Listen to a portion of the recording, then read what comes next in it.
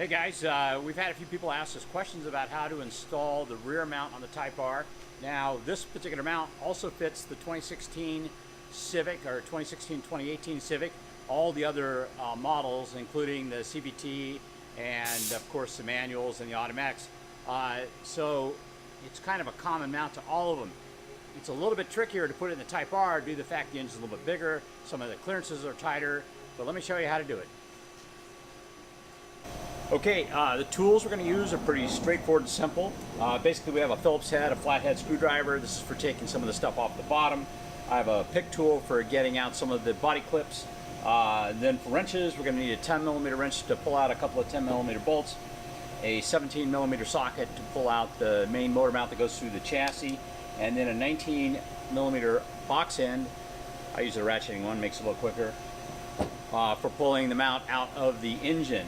And last, we're actually going to need a hammer in order to put the new mount in place. It's kind of tight fit in there. By the way, if you're doing this on the ground, make sure you jack the car up high enough that you can at least take a swing. It would be very difficult if you're all smashed underneath your car trying to take a little bit of a swing at the car. Also, as long as you're using a soft base mallet and it's free of, pieces of metal and stuff like that, it's not going to mar your aluminum mount. The mount, you're just going to have to wipe it off when you're all done and it'll be ready to go. We're going to start by taking this pan off. This aluminum pan is part of the aero for this particular car. This car gets really good gas mileage. One of the reasons is it's got such a flat bottom. In order to take this off, there are a series of quarter turn screws. There's 6 of them. They go around like this, and then there's 2 Phillips heads up front here. We'll start off with the Phillips head so that we can get it off.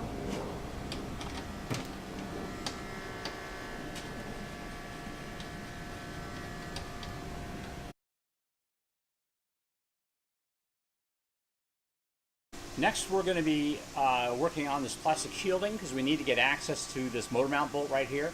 There's a 10mm nut here and 2 body clips inside these little recesses, so we're going to take those off.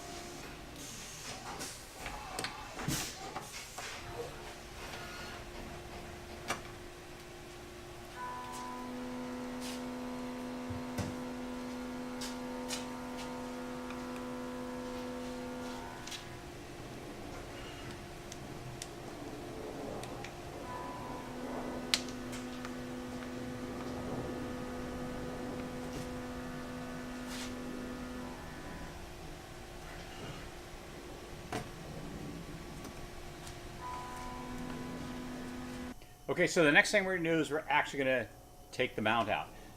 First, we're going to remove the rear mount bolt. It's back here.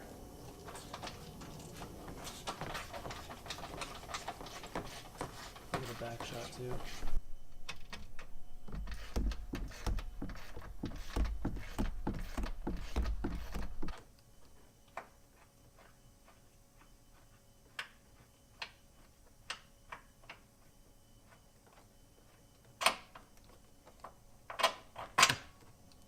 Now that that bolt's out, we're going to take the through bolt out.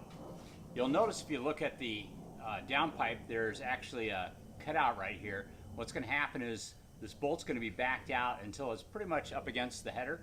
Once we do that, we can pull the front of the mount down and slide it out. If you're using a ratcheting wrench, be careful not to loosen up this thing so much that you can't pull your ratcheting wrench off the bolt. Don't want to trap it in there, particularly if the head of the ratchet isn't reversible.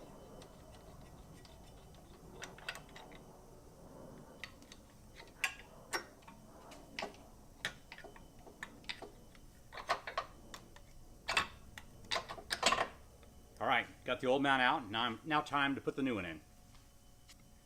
Now this is my mount, a little bit beat up. I've actually had it in and out of this car about 6 or 7 times. A couple things I want you to be aware of. There's a raised area here on the bottom side of the mount, which actually kind of compresses the urethane, so it makes it a little bit difficult to get in. What we're going to do is we're going to start off by putting a little bit of lubricant on here. You can use some silicone spray or some dish soap to lubricate that. Once we do that, we're going to slide the mount in, and then we're going to hit the end with a hammer in order to kind of drive it back in there and get it where it needs to be. All right, you want the writing on the logo up. line it up towards the hole in the subframe.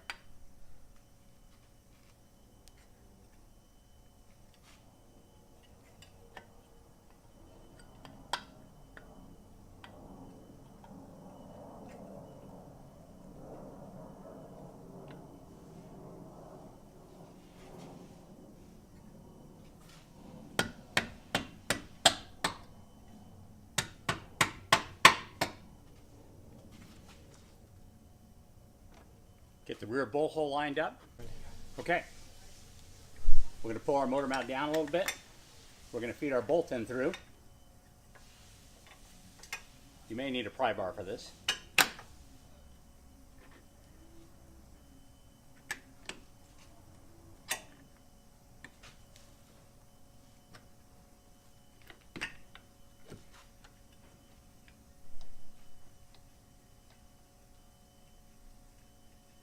Start the bolt in a couple threads.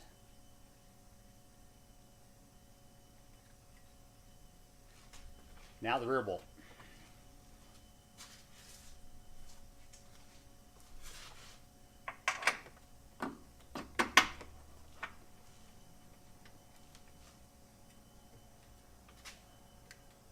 If the bolt doesn't want to seem to start, you may need to rock the motor slightly.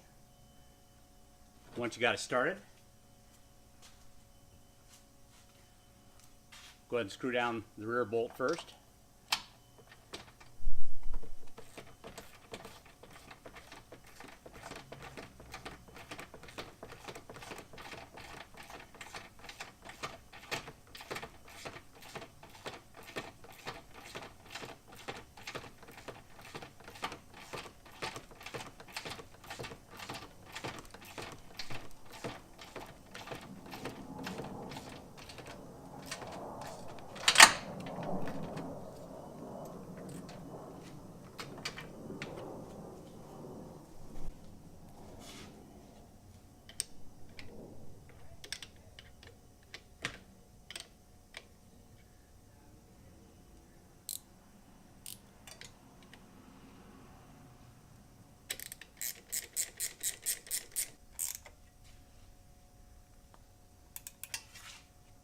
Now our mount is installed. The next thing we need to do is replace the 10mm bolt, the two body clips, and then the shield.